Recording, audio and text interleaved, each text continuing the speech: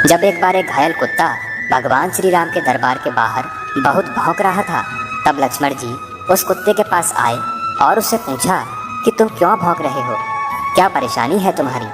तो कुत्ते ने कहा, मैं भगवान श्री राम के सामने ही अपनी परेशानी बताऊंगा। तो लक्ष्मण जी ने कहा, ठीक है, तुम राज दरबार में आ जाओ। तो यह सुनकर कुत्ते ने कहा कि राज दरबार में सदैव अग्नि, इंद्र, सूर्य और वायु देवता स्थित रहते हैं, इसलिए हम अधर्म योनि के लोग उसमें बिना राजा की आज्ञा के प्रवेश नहीं कर सकते हैं। लक्ष्मण जी ने कुत्ते की यह बात भगवान श्री राम को बताई। फिर श्री राम ने कुत्ते को दरबार में आने की आज्ञा दे दी। तो फिर उस कुत्ते ने श्री राम के दरबार में आकर उनसे कहा कि स्वार्था सिद्धि नामक एक ब्राह्मण ने मुझे मारकर घायल कर दिया, जबकि मैंने उसका कोई अपराध नहीं किया था। कुत्ते की यह बात सुनकर राजा राम ने उस ब्राह्मण भिक्षु को दरबार में बुलाया और उससे पूछा कि तुमने इस कुत्ते को किस लिए मारा था। तो उस ब्राह्मण भिक्षु ने कहा कि आज भूल से मेरा भिक्षा मांगने का समय बीत चुका था और भूखे रहने के कारण मैं द्वार द्वार पर भिक्षा के लिए घूम रहा था, परंतु समय बीत जाने के कारण मुझे भिक्षा प्राप्त नहीं हो पा रही थी। ऐसी स्थिति में यह कुत्ता बार बार मेरी राह में आकर खड़ा हो जाता था, इसलिए मुझे इस पर क्रोध आ गया और मैंने इसे डंडा मार दिया।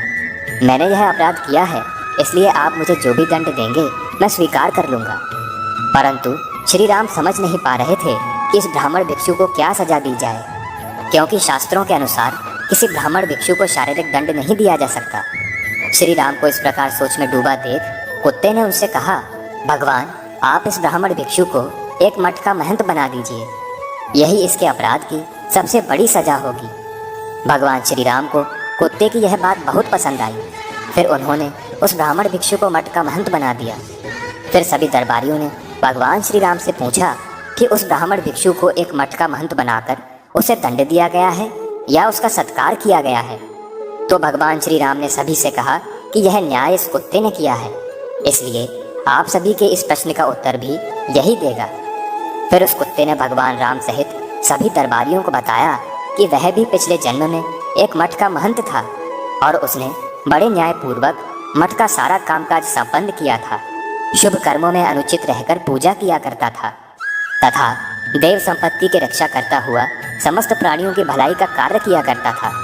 इसके बाद भी मुझे यह अधर्म योनि प्राप्त हुई और वह ब्राह्मण भिक्षु तो क्रोधी स्वभाव का है, इसलिए वह तो मठ का महंत बनने के बाद अपने साथ पुस्तों को नरक में गिरा देगा।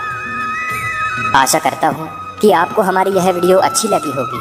अगर अच्छी लगी है तो वीडियो को एक लाइक कर दीजिए एवं कमेंट में एक बार लिख दीजिए, जय श्री राम।